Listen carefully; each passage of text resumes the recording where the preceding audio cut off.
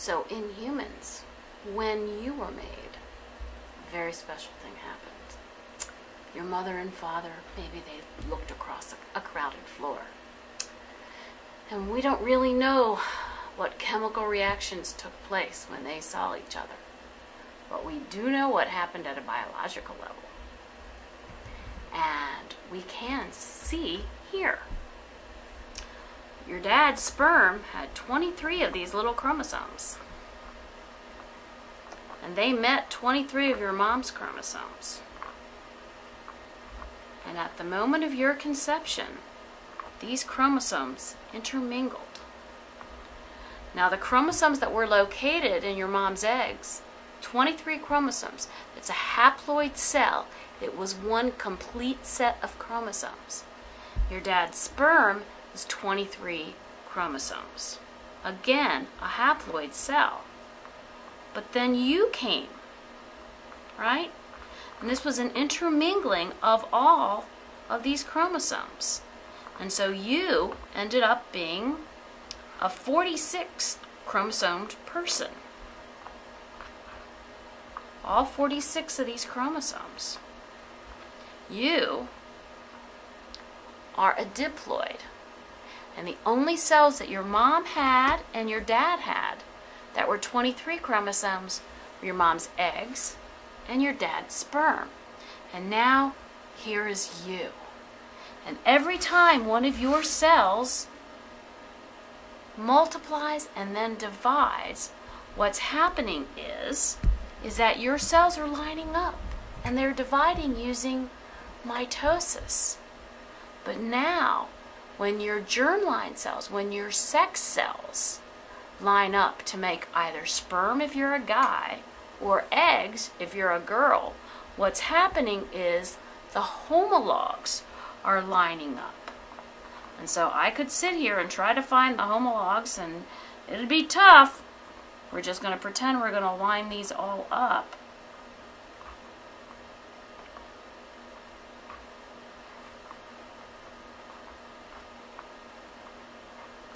And for every one there's a match. And it can get ugly trying to find them all. But I could do this all the way down, and they're all going to line up as homologous pairs. I could model meiosis this way, doing all 23 pairs of chromosomes.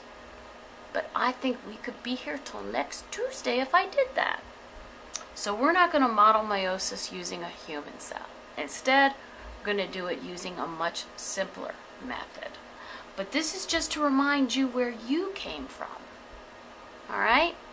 And show you the wonder that is you, and all the chromosomes that are involved in making you, you.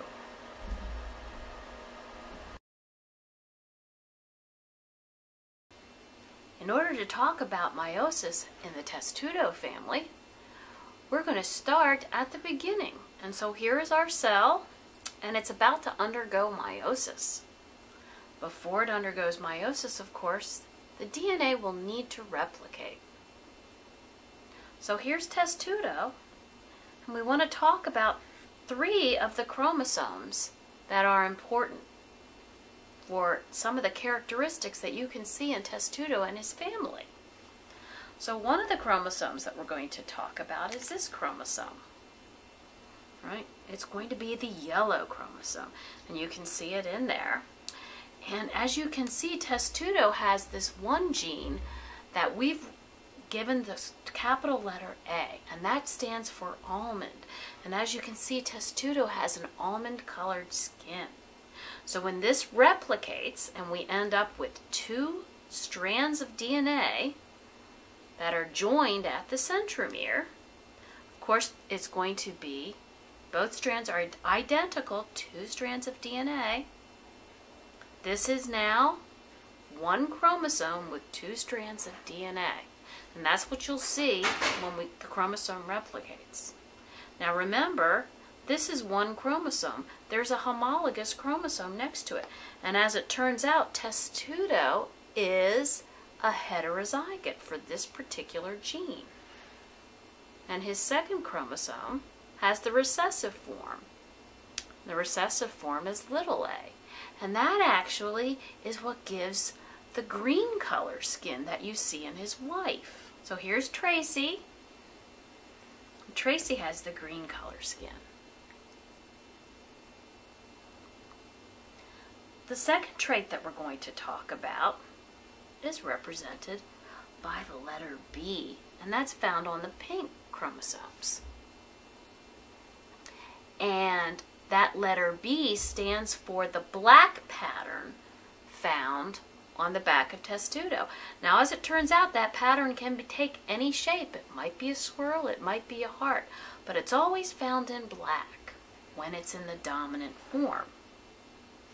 When it's found in the recessive form, it has the small letter, and as it turns out, Testudo is heterozygote for this trait too. And that has the small letter. And when it is in the recessive form, it's found in this magenta color. And again, it could be a swirl, it could be any color. We don't care what the shape is, we just care whether it's black or magenta. And finally, the third trait that we're going to look at is this blue chromosome. And that's shown, represented by this chromosome here. And we've used the letter R to represent this one. And that stands for the red shell color.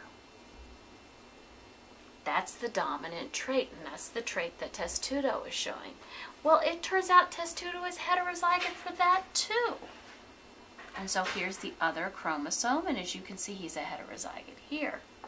And if you're the heterozygote, if you have both homozygous characteristics, and it looks like Trudy does, or I'm sorry, Tracy does, then you have this orange color. So it turns out that Testudo is heterozygote for the almond skin, the black swirl, and the red shell. Okay, so we are now in Prophase I of Meiosis I. And the biggest difference here in Prophase I of Meiosis I as compared to Prophase of Mitosis is that as the chromosomes are pairing up, they're not pairing up individually. As you can see, all of the chromosomes are pairing up with their homologs. So as you can see here, this pair is pairing up with its homolog, this pair is pairing up with its homolog, and this pair is pairing up with its homolog. Now the other things that normally go on in Prophase of Mitosis are also happening in Prophase I of Meiosis. The centrosomes are moving towards the poles, and we see that here. The nucleolus has disappeared, the nuclear membrane is breaking down, and the spindle fibers are forming. But the pairing up that occurs, we're pairing up as homologs, not as individual chromosomes. And this is very important. Okay, so we've already talked about the first important difference in prophase, and that is instead of lining up as individual chromosomes, the chromosomes will line up as partners, as these homologous pairs. So 4 sister chromatids together, these are known as tetrads. And this intimate association of the homologous pairs, this is known as synapsis. Okay? Now the second very important thing that happens in Prophase I of Meiosis I is crossing over. And this happens because of the synapsis. So we're going to demonstrate crossing over between our chromosome, our blue chromosomes. Crossing over occurs between 2 non-sister chromatids. So you wouldn't see crossing over occur between these 2 light blue ones. So we're going to see the crossing over occur. It's an equal exchange of DNA. So here we've exchanged DNA between our non-sister chromatids. And the exchange is going to occur between homologous chromosomes, but between non-sister chromatids. All right? And it's because of this intimate association between the homologous pairs that the crossing over occurs. And this allows for the exchange of genetic information. This is critical because it allows for genetic variation to occur. So those are the two big differences that are found in Prophase I of Meiosis I as compared to Prophase of Mitosis. The pairing up of the homologs and crossing over. We are now at metaphase, and as you can see, the homologs have lined up at the metaphase plate. And again, here's another difference. We're at metaphase I, and the chromosomes have not lined up as individuals, but they've lined up as homologs. And again, this is very important. How they line up makes a difference, because when we split at anaphase, some chromosomes are going to go on one side and some chromosomes are going to go on the other side. And as you can see, a dominant trait came on this side and the other dominant traits went on the other side. This is going to make a difference in the eventual genetic makeup of the gametes that are going to be formed. And we're going to go over that again in more detail later on. But that's an important thing to notice. So the only thing that happens at metaphase I of meiosis I is this lining up at the metaphase place, but lining up as homologs. Now we're going to move into anaphase I. And what happens at anaphase I is the separation of the homologs. And this is very important because the separation of these homologous pairs is exactly what Mendel was talking about when he talked about the segregation of his traits that he was talking about. So let's talk about this. When we see the segregation, when we see our genes or our homologs separating from one another, this is what we end up with. We end up with our chromosomes at different ends of the poles.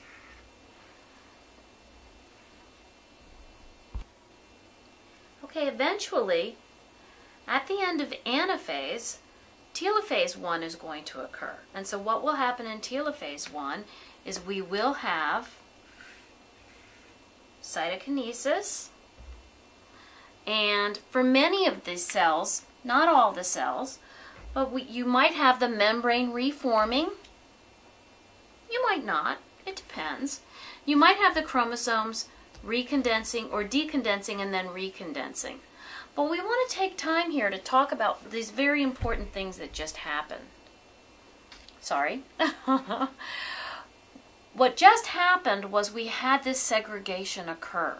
And so what we now have at the end of meiosis I, we started off, remember, with 6 chromosomes. In each cell now we have 3 chromosomes. We had a cell that had 3 homologous pairs, right? 3 homologous pairs. Now, in each cell, we only have 3 chromosomes. We have no pairs left now. And that means each cell is now a haploid cell. Each cell has chromosomes that are still replicated. Each of these chromosomes is still replicated, but none of them has a pair. And that means they are haploid. Okay, so we have 2 cells, 2 haploid cells. But these chromosomes are still in a replicated state.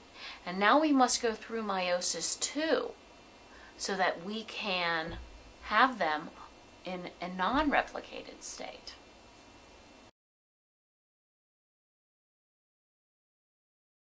Okay, our 2 haploid cells are now going into prophase II. And the prophase II is just like prophase of meiosis. There are no duplicates. There's no homologous pair with which to pair up with, so our chromosomes have just condensed and now they're just moving around. They're getting ready to move into Metaphase II, and that means they're going to start lining up on the metaphase plate. Spindle fibers are going to start forming. The centrioles and part of the centrosome are going to be moving to the poles. Okay, we are now at Metaphase II, and everything is lined up on the metaphase plate in both cells, and we're going to get ready for Anaphase II. And in Anaphase II, we expect our kinetochores to divide like this, and the two sister chromatids will separate from each other, and we will have chromosomes. Alright, so anaphase happened, and now the telophase has just started, and by that we mean cytokinesis has started to happen. The nuclear membrane is starting to reform. We're going to start to get some decondensation of our chromosomes, and we're going to be ready, and we're going to end up with, see how many cells we'll end up with. Alright, we've ended up with 4 haploid cells. Each cell has 3 chromosomes. And as you can see, we have unique combinations of chromosomes. And this is due to the fact that crossing over occurred, and due to the alignment of the chromosomes at the metaphase plate.